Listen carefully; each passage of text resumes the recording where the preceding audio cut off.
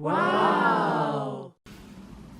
안녕하세요. 사단법인 한국복싱커미션 황현철입니다. 펀치라인 복싱 토크 명승부전 리뷰. 오늘은 이제 과거의 명승부, 또 특히 이제 그 대한민국 복서들의 그 세계 타이틀 매치 위주로 당분간 좀 내보낼까 하는데, 올해가 좀 뜻깊은 해입니다. 이 유재두 선수가 와즈마 고이치를 꺾고 세계 챔피언이 되신 지 50주년이 되는 해예요. 1975년 6월에 세계 챔피언에 오르셨고, 그래서 유재두 그 선수의 경기 영상, 와즈마 고이치와의 1차전, 그리고 다음 시간에는 미사코 마사히로와의 1차 방어전, 이렇게 두 경기를 준비했습니다. 오늘 같이 얘기해 주실 분들을 모셨는데요. WBC 국제 심판위원이시고 저희 KBM 국제 이사를 맡고 계신 임준배 위원님 나오셨습니다. 네, 그럼 안녕하십니까? 복싱을 워낙 또 좋아하시는 스포츠 여러 각 분야의 이제 전문가시고, 또 복싱 축구 해설위원을 하시기도 했습니다. 우리 장원재 박사님 함께 계시고요. 네, 안녕하십니까. 그리고 저희 복싱 매니아계의 지존이시죠. 코토바라는 이름으로 또 불리고 계신 서준하님 나오셨습니다. 네, 안녕하세요. 자, 이제 70년대 또 75년도 경기이기 때문에 오늘 그 임준배 그 위원님의 그 고견을 또 많이 좀 기대합니다. 다 같이 비슷한 나이 아니에요? 다 서로? 왜 그러세요? 왜 그러십니까? 앞자가 틀립니다. 자, 한번 시작을 해보죠. 유재두 선수와 와즈마 고이치와의 1차전 1975년 6월 7일에 벌어졌고요. 대한민국의 세 번째 세계 챔피언이 이제 탄생하는 경기이기도 합니다. 그리고 아니겠지 했는데 좀 저는 기록을 보고 놀라는 것이, 한국과 일본의 세계 타이틀 매치에서 붙은 그 첫 경기가 또 이 경기이기도 하더라고요. 일단 와즈마 고이치에 대해서 좀 설명해 주시죠. 이 경기 75년이면 이제 중학교 시절이네요. 그렇죠. 이제 와즈마 고이치는 그 70년대 초반에 그 이태리의 그 보시 선수를 이기고 이제 처음으로 그 세계 챔피언에 올랐었죠. 그래서 약간 그 시합마다 그 특이한 제스처, 그리고 또 굉장히 그 주니아미들 천하권 사실 그 신체 조건이 좋은 편은 아니었어요. 근데 그 가에로 점프라고, 개구리 점프, 그래서 뭐 아주 특이한 그 동작도 하고 해서 그 뭐랄까 인기 복서였죠. 그러니까 실력이나 이런 걸 떠나서 그 일본이 70년대 초반에 그 많은 세계 챔피언을 거느리고 있었는데, 또 특히 그 가장 중량급의 그 세계 챔피언을 하고 있다는 희귀성도 있었고, 또 굉장히 그 코믹한 제스처나 또 그 인터뷰도 상당히 그 말솜씨도 굉장히 좋아가지고 일본에서 인기 복서였고, 그 첫 번째 타이틀 상실은 이제 그 미국의 오스카 알바라도 숏건, 그 미국의 텍사스주의 그 펀처 알바라도에게 그 15회 그 마지막 라운드에 이제 세 번의 다운을 뺏기면서 KO패를 했는데, 그 당시에 그 마지막 그 라스트 씬이 굉장히 장렬했죠. 그래서 우리나라에서도 MBC에서 그 당시에 중계 방송을 녹화로 이제 했었는데, 양쪽 눈이 그냥 다 안 보일 정도로 부었음에도 끝까지 그 소위 일본의 그 옥새 돌격을 해가지고 장렬하게 이제 그 KO패를 당하면서 타이틀을 상실했는데, 그 이듬해 그 2차전에서 승산이 희박하다고 봤는데, 그 알바라도를 두뇌정법으로 완전히 그 알바로의 대부분의 펀치를 갖다가 그 미스브로로 그 유도하면서 그 두뇌 작전을 피면서 다시 세계 챔피언에 올랐죠. 그래서 다시 한번 일본에서는 이제 그 불꽃의 사나이라는 그 별명을 갖고 또 다시 인기 복서 대열에 들어섭니다. 그래서 사실 이 시합의 배경은 이 당시에 이제 와즈마 고이치가 WBA, WBC 주니어 미들급 통합 챔피언이었어요. 그 당시에는 뭐 중량급의 헤비급, 웰터급, 라이트 헤비급, 미들급, 주니어 미들까지는 거의 통합 이제 타이틀을 갖고 있었는데, WBC에서는 당시 1위가 그 브라질의 미구엘 데 올리벨라, 이 선수가 1위였고, WBA에는 이제 우리나라의 유재두 선수가 1위로 돼 있었죠. 그래서 이 당시에 유재두 선수는 71년도에 그 캐시어스 나이트를 KO시키고 OBF였죠, 그 당시에. OBF 미들급 챔피언이 돼가지고, 이후에 계속 이제 랭킹을 뭐 세계 8위, 6위, 4위 이렇게 계속 업시키면서 이제 1위까지 올랐는데, 당시 이 시합 전까지 동양 타이틀 15차 방어에 성공하고 있었죠.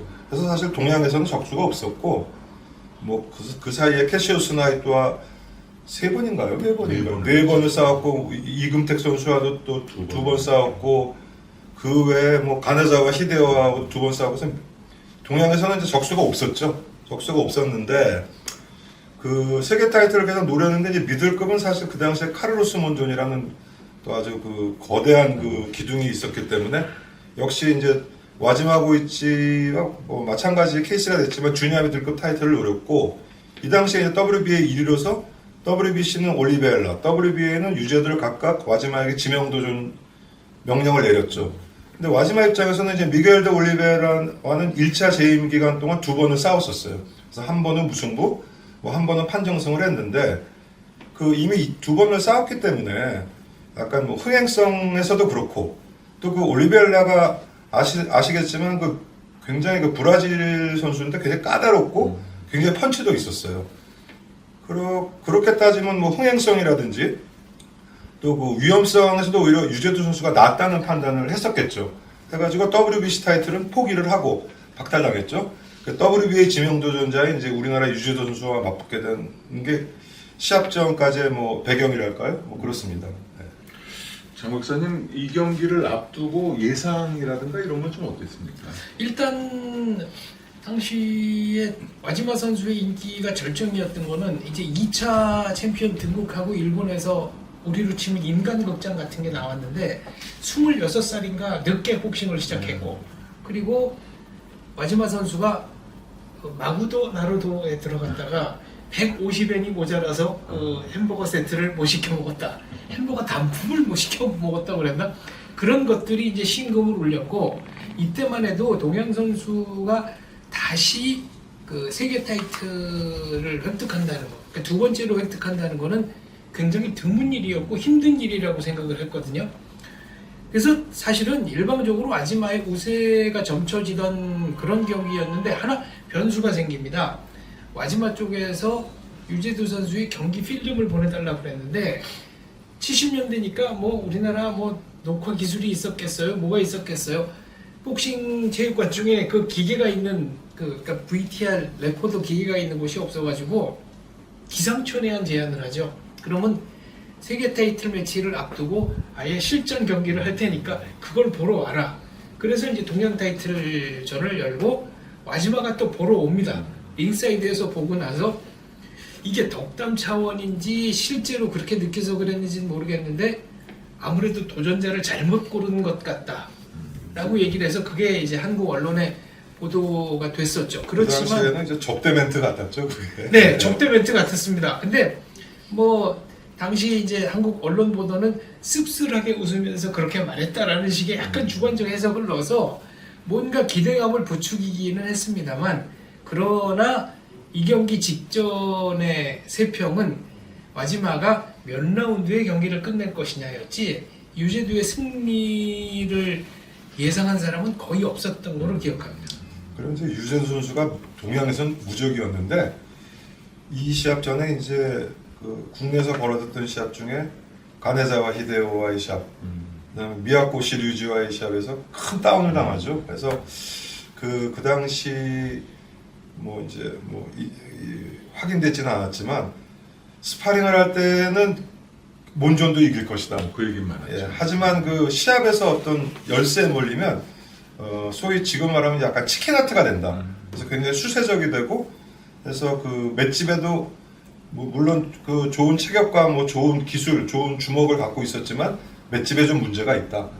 그리고 그 당시에 와지마 고이치는 상당히 그 케어율이 높은 편이었거든요. 그렇죠. 더구나 적지 했기 때문에 지금 장 박사님 말씀대로 시합 전 예상은 좀 승률에서는 이제 유재두 선수가 좀 희박하게 그렇게 나왔었죠. 그리고 가네자와의 경우는 사실 유재두 선수가 KO 패했다고 해도 전혀 문제가 없는 그 1차전이요. 미야코시 시합도 롱카운트였어요. 네, 롱카운트였고. 결과적으로는 롱카운트였고 그렇기 때문에 이 롱카운트가 1, 2 이거를 길게 했고 그 다음에 A 카운트를 하고 일어나서도 이렇게 복스 파이트 하면서 이 시간을 굉장히 좀 줬다 그럴까요? 회복 시간을 많이 줬죠.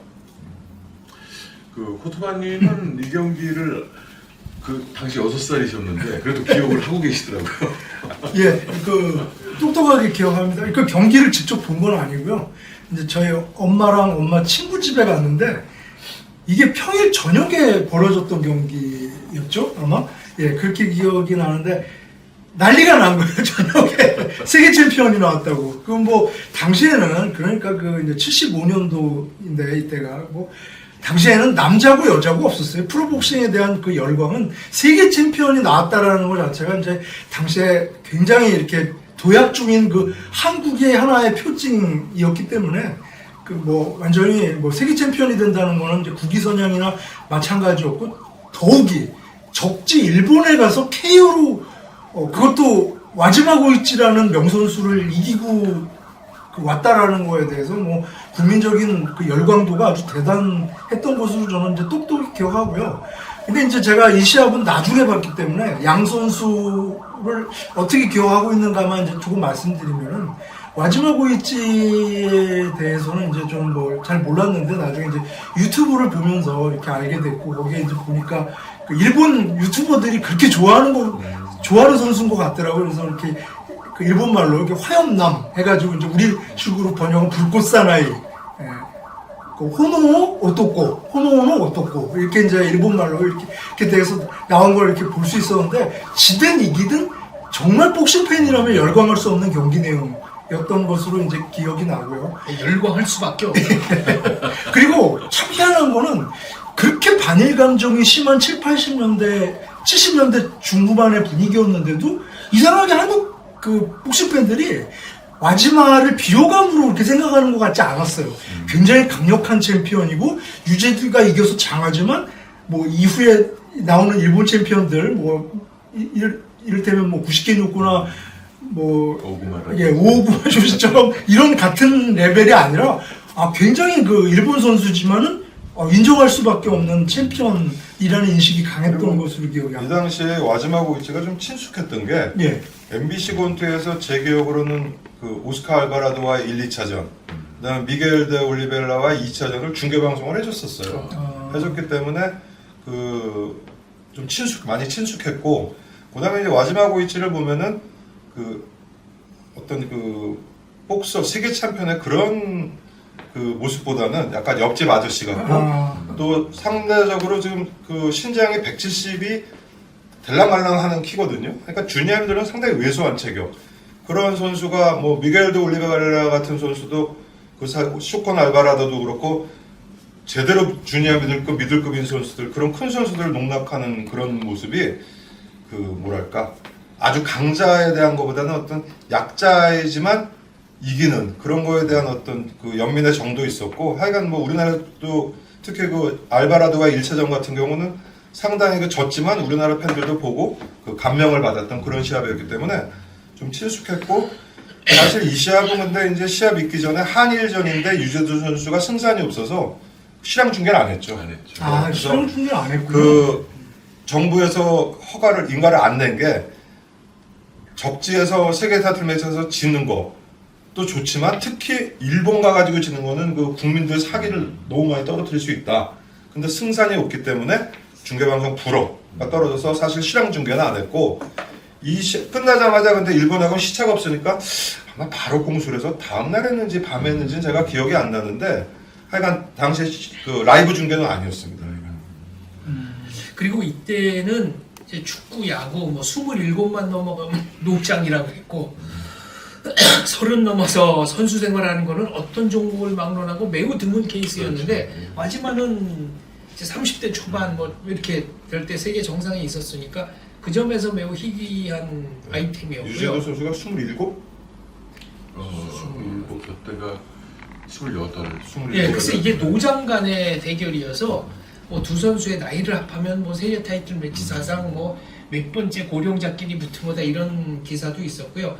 그리고 요때 이제 일본 중계가 어디였죠? 후지 TV였나요? 일본 와제마는 후지. 미사코짐이 아직까지도 네. 후지 TV 네. 그 중계를 해요. 그래서 후지 TV가 굉장히 섬세하게 신경을 써서 유재두 선수의 코너맨들 옷을 다 맞춰줬습니다. 그러니까 와지마 쪽하고 이렇게 유재두랑 딱 보면은 와지마 쪽 뒤에는 이제 와지마고이치라고 써 있었고 유재두 선수 쪽에는 유재두라고 써 있었는데 일본 아나운서가 이걸 일본식으로 유사히토 이렇게 읽었죠. 그런데 아무튼 그 섬세한 데까지 신경을 써가지고 그림이 굉장히 예뻤습니다.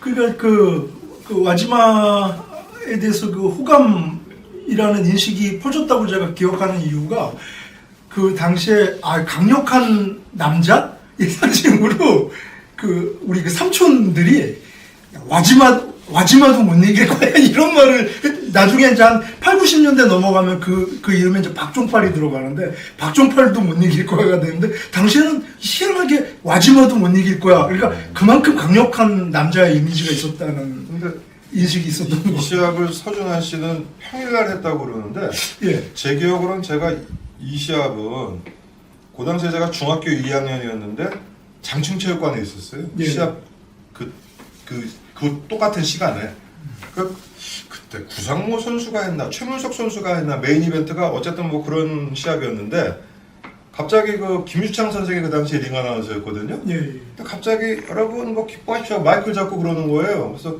뭔 소리를 하나 했더니 지금 유재두 선수가 일본에서 마지막 선수 KO를 시켰다고 방송을 하는 거예요. 이야. 그 경기장 시합과는 상관없이 막 사람들이 와 그러고 열광. 뭐 했기 때문에 근데 장충체육관에 제가 있었으면 토요일 아니면 일요일이었거든요. 예. 그 그때는 제가 뭐 너무 카메라가 어렸을 안 때라 됐으니까? 뭐 기억을 그래서 그런 기억이 나네요. 그래서 이 시합은 뭐 어차피 TV 중계를 안 한다 그러고 사실 큰 기대를 안 했어요. 네. 그래서 이따가 또 우리나라가 복싱이 그 74년도에 홍수환 선수가 이제 아놀드 테일러를 이기고 챔피언이 됐다가 이 시합 3개월 전에 이제 홍수환 선수가 타이틀을 뺏기고 자모라에게 또 김현식 그 선수가 다음에 지고. 그 전날 김현식 선수가 지고 해가지고 야 이제 또 세계 챔피언이기를 요원하구나 했는데 유재도 선수가 와지마에게 도전을 한다. 그 와지마에게 야 더구나 적지에서 그래서 이거는 쉽지 않겠네 해서 큰 기대를 안 했던 사실 시합이었거든요. 자, 그러면 한번 경기를 보고 또 얘기를 나눠보도록 하겠습니다. 그러면 50년 전에 일본 도쿄로 한번 가보시죠.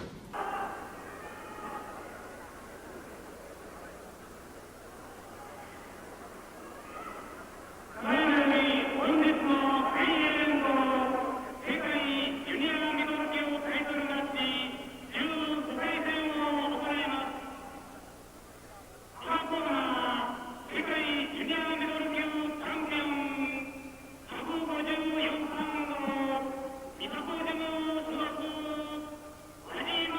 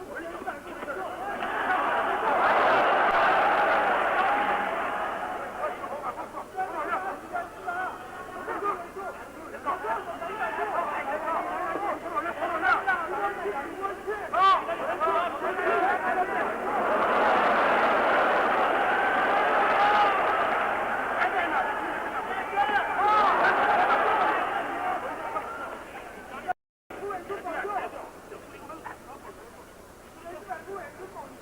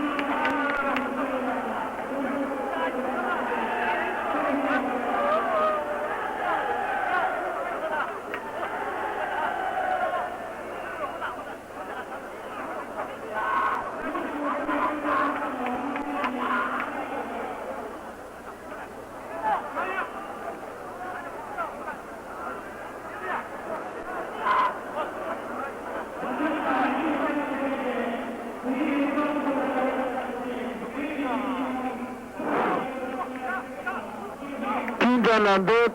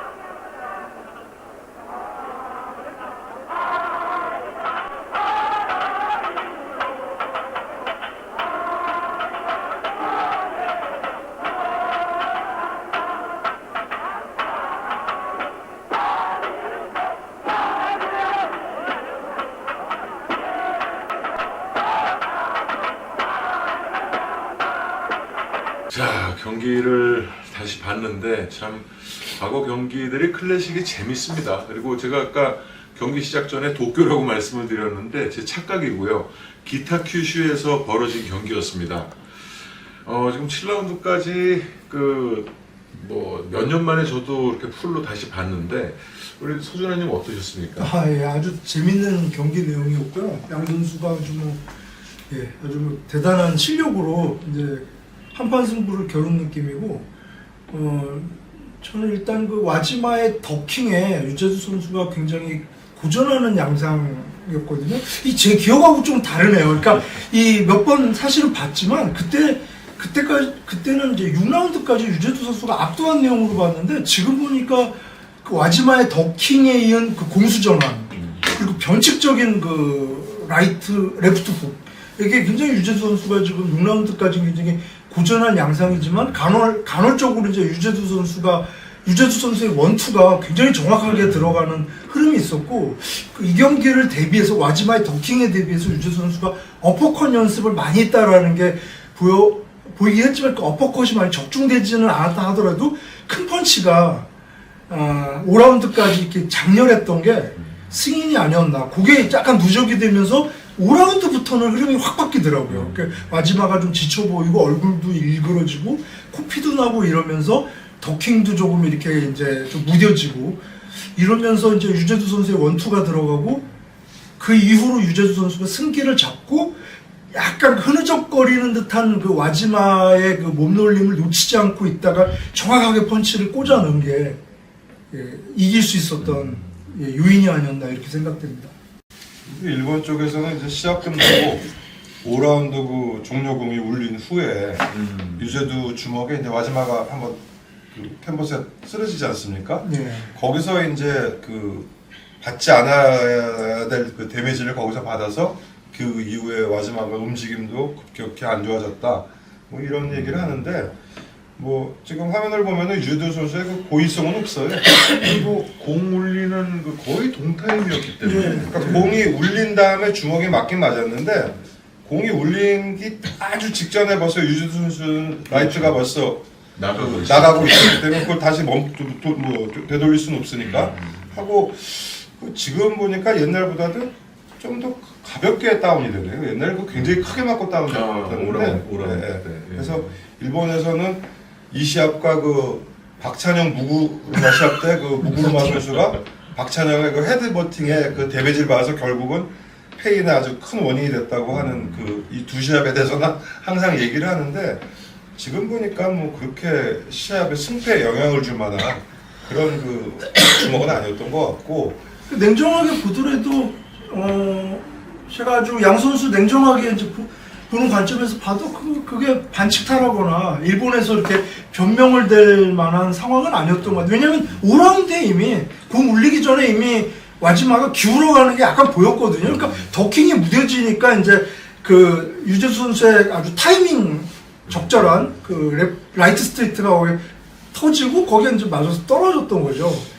이 당시에 그 와지마가 그 타이틀 재집권 후에 그 어떤 모티베이션이 없어진 것 같아요. 그래서 약간은 또 이 시합 후에 이제 다시 한번 또 불타오르죠. 해서 다시 이제 유재도 선수가 2차전에는 또 다른 모습을 보여주는데 이 시합을 보면 다른 시합보다도 특별하게 박력이나 뭐 이런 것도 없고 좀 그 재집권 한 다음에 좀 뭐라 그러나 기가 쇠했다 그래야 되나? 그러니까 아주 그 강인한 모습은 별로 보여주지 못한 것 같아요 마지막으로. 이때가 5점 만점제였죠. 5점 만점 되죠. 그때까지 채점은 혹시 정보가 있으십니까?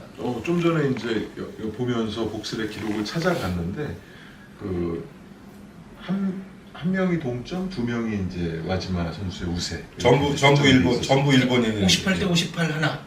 네, 그리고 이제 60대 58 하나, 59대 58 하나. 그럼 그건 10점 만점이고. 30대 28대 28 뭐 이렇게 되거든요. 28대 30대 28이 하나 있었고 네. 28대 28 뭐 그다음에 29대 28. 네, 한 점 차가 그래서 있었어요. 5점 만점제는 5대 5를 많이 줬으니까. 그렇죠. 예. 아주 큰 우세가 아니에요. 예, 아주 큰 회사가 아니면 그냥 5대 5, 5대 5로 가는 경우가 많았기 때문에 그리고 무하마드 알리가 선호하던 방식으로 이제 위너 테이크 더 라운드 룰도 있었죠. 그건 이제 뉴욕 그 룰 기본인데 네. 미국에서는 50년대, 60년대까지는 많이 썼죠. 라운드 시스템. 네. 라운드 시스템을 해가지고 다운이 되면은 하나를 더 주고.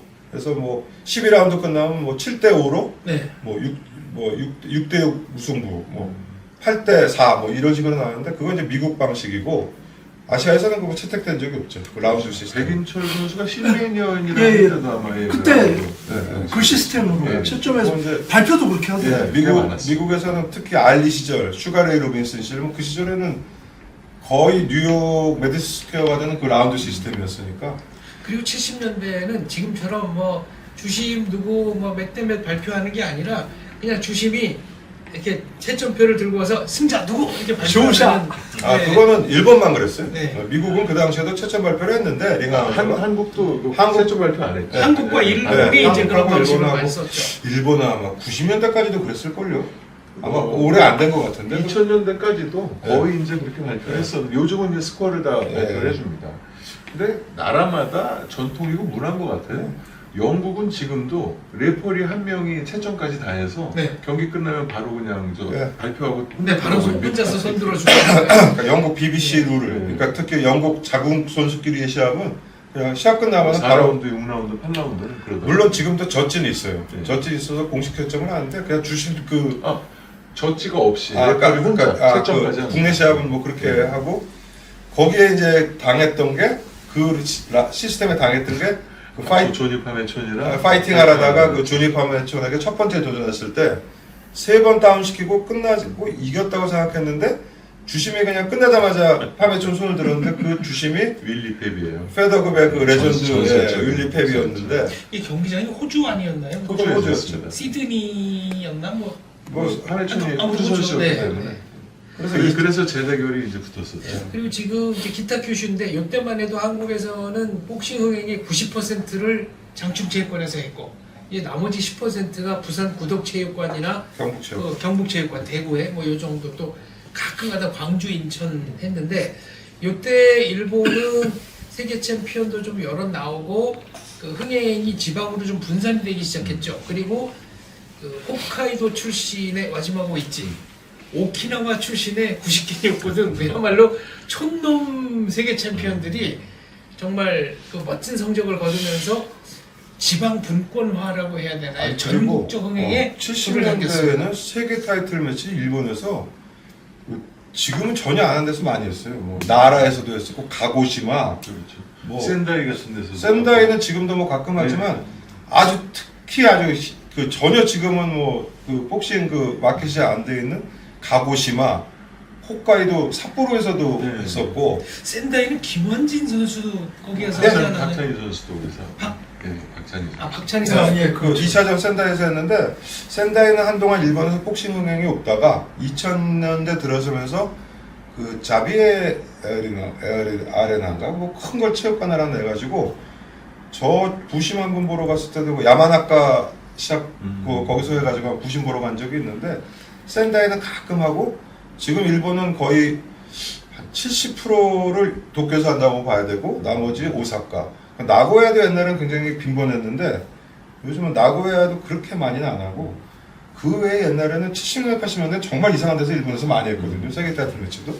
그래서 지금은 이제 거의 도쿄, 오사카에 제한돼 있는 것 같더라고요. 지금 유재도 선수 경기를 보니까 70년대와 80년대 왜 그 주식 투자도 상 투자 받다 뭐 예측을 못하는 거 아닙니까?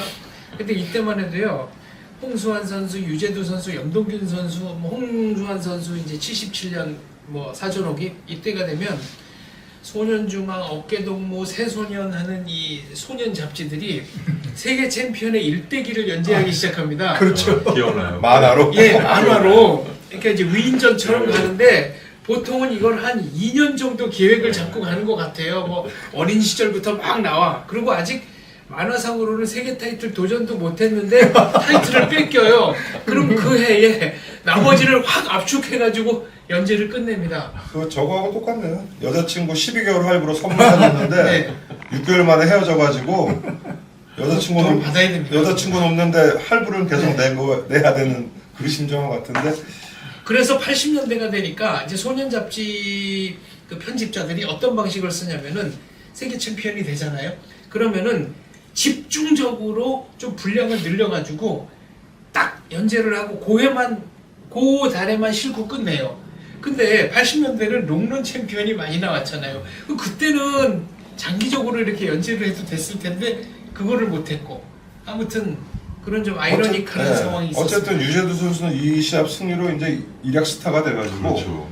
그 2회 전해인 그 홍수환 선수에 이어서 김포공항에서부터 시청 앞까지 카퍼레이드를 하고 그 망국기 날리면서 하고 시청 앞에서 기자회견 한 다음에 청와대로 바로 가서 그 당시에 이제 그 박정희 대통령을 만나서 치아 공로를 치아 맞고 포상당하고 뭐 그랬던 기억이 있고 세계 챔피언 되자마자 유재두 선수는 영화를 하나 찍었었어요. 아, 예.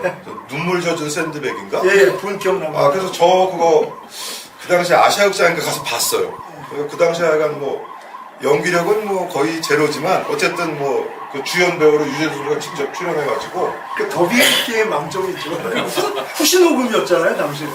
그래서 하여간 이 당시에는 뭐 세계 챔피언이 되면은 지금으로 따지면 어떤 위상일까?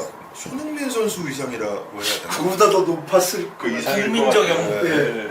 지금 손흥민이 골 넣었다고 뭐 동네 아줌마들까지 뭐 이러지는 않잖아요. 근데 당시에는 그랬단 말이죠. 그래서 하여간 홍수환 선수, 유재두 선수 세계 챔피언 됐을 때는 호에 날리던 시절이에요. 그렇죠. 그 신문사에서 아주 뭐 급한 그 상황이 있을 때 한 장짜리로 해서 호에. 예, 그 광화문이나 서울역 앞전에서 막 다 뿌리고 네, 이렇게 사람들이 그 주워 보고 네, 트럭 같은 거 타면서 이렇게 확 이렇게 뿌리고 네. 그런 사람들이 주워보고 그랬죠. 뭐 그러던 시절인데 격세지감이죠. 이때 마지막 선수가 이제 경기 끝나고 챔피언의 기량은 압도적이다. 롱런하게 바란다라고 은퇴를 시사하는 듯한 발언을 했는데 이게 리턴 매치를 염두에 둔 장기 포석이었는지는 좀 아니 알아봐야 될것 그 당시에는 와지마가 은퇴를 결심을 했었어요.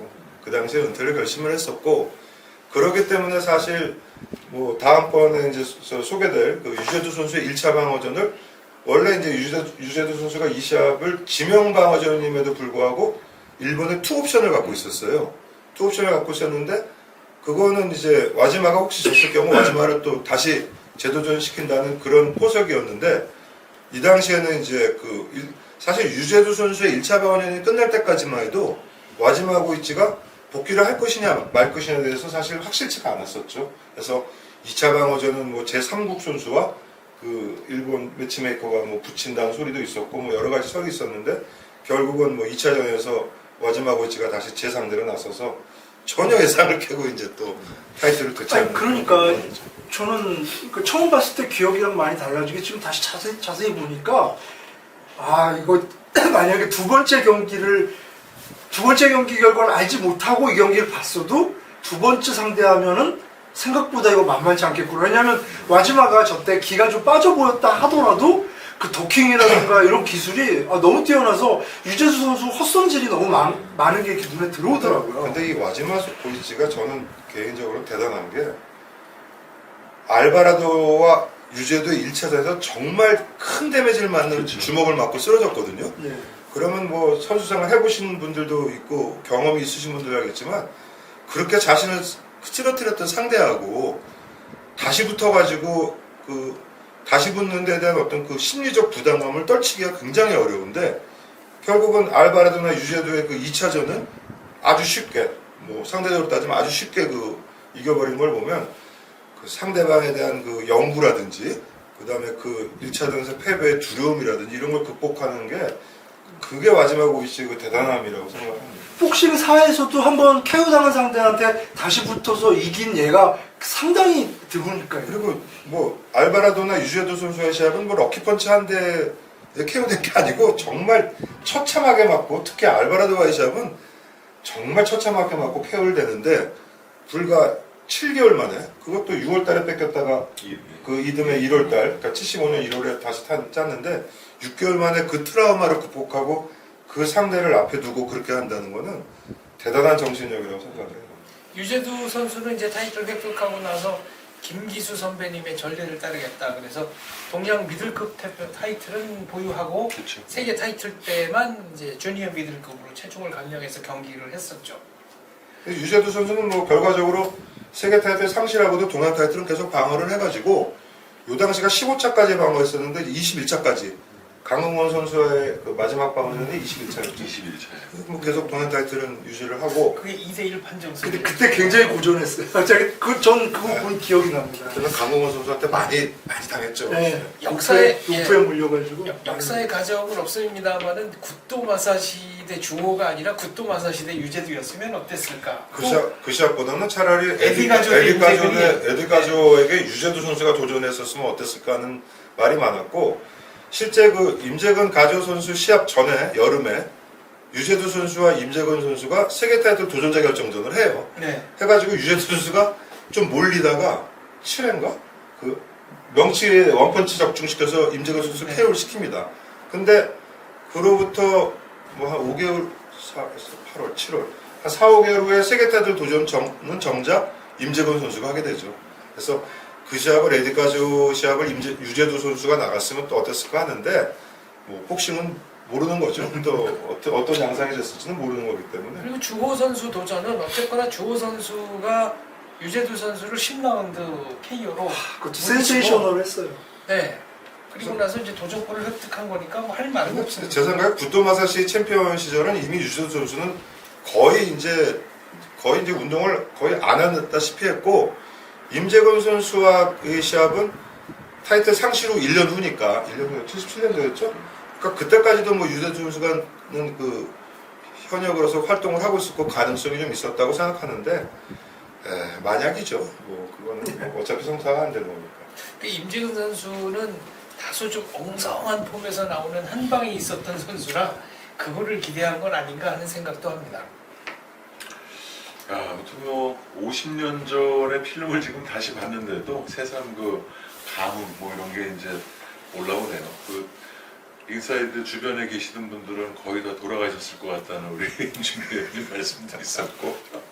그때 제가 이제 일본어 그 방송 버전을 가지고 있는데 와지마가 다운되니까 아나운서가 굉장히 다급하게 외칩니다. 원래 일본 아나운서들 흥분 잘 안 하는데 와지마 닫다 와지마 닫지 마시다 두 번째 다운됐을 때는 그리고 이제 세 번째 다운되다 뭐 이런 비명도 지르기도 했고 그리고 저는 이제 경기 끝나자마자 동포들이 아리랑을 부른 걸로 기억했는데 그건 아니고 한 좀 있다가 네, 한 5, 6분의 시차는 있네요. 저 당시에 일본에서 그 소위 인기 챔피언이라는 선수들이 와지마 고이치, 시바다 구니야키 이런 선수들인데 이 선수들 공통점이 자기 링에 그러니까 홈링에서 지는 것도 정말 비참하게 져요. 그런데 또 그 후에 다시 컴백을 하고. 알프레드 에스카레라한테. 네, 뭐 시바다 구니야키는 에스카레라 전에 페더급 시절에도 그 산체스랑 선수한테 그냥 한 방에 기절을 하는 그 도쿄에서 시합이 있었고 했는데 이 당시에 뭐 일본은 70년대 초반부터 사이조 쇼조부터 해서 누마다 요시아키 뭐 고바야시 루시 오바마사 여러 세계 챔피언이 있었는데 이 시바다 구니야키하고 와지마 고이치는 실력하고는 상관없는 인기 챔피언. 그렇죠. 예. 아마 오바마 서우가 살아있었다면 버금가는 인기를 누렸을 것 근데 같아요. 이제 오바마사는 정말 그 실력이 있기 때문에 인기 챔피언이고 와지마 고이치 시바다 구니야키는 그 패배를 여정. 아주 비참하게 당하고도 다시 복귀하고 하는 오구마 쇼츠도 약간 그런 식인데 오구마 쇼츠는 그렇게 인기는 없었고 폭발력이 좀 없어요. 그 오바마 사우 선수는 태국 선수랑 방어전 할 때 네, 중간에 역전, 발목이 역전 삐는데 그 마지막 시합이요. 네. 차차이 치어노이. 예, 근데 이제 차차이 치오노이랑 할 때 발목이 삐면서도 로프에 기대서 결국 이겨버리는 그리고 그 아모레스와는 또 역전 킬을 네. 그리고 이제 자동차 사고 그것도 스포츠카 몰고 가다가 20대 초반에 장렬하게 돌아갔으니까 그게 그 차차이 치어노이 시합을 마지막 하고 그 다음에 두 달인가요? 그 새 1월 2일 3일쯤에 그 일본 도쿄 그 고가도로에서 스포츠카를 주고서 운전 미숙인가요? 그렇겠죠. 음주운전은 아니겠죠. 아침결이. 그래서 오바마 사우와 살바도로 산체스는 그 비극적 생애 때문에 더 기억에 남습니다. 비극적 생애보다는 요절을 했기 때문에 네. 그 이후에 아주 많은 그 시합 가능성과 아주 많은 그 어떤 그 희망이 있었던 그런 선수들이었는데 이소련 같은 거죠. 그리고 오바마 사오는 뭐랄까요? 좀 순정적이고 윗사람을 공경하고 뭐 이런 그 일본의 전통 문화에 조금 반기를 든 젊은 세대의 상징 같은 존재여가지고 그런 점에서 그 요절을 더욱더 가슴 아파하는 젊은 팬들이 많았습니다. 자, 유재두 선수가 세계 타이틀을 획득한 지 50주년이 되는 해고요. 기념해서 경기를 한번 또 리뷰를 해봤습니다. 다음 시간에는 유재두 선수의 1차 방어전, 역시 일본 원정전으로 치러진 일본의 미사코 마사히로와의 경기를 같은 패널들을 모시고 리뷰해보도록 하겠습니다. 끝까지 시청해주셔서 감사드립니다. 감사합니다.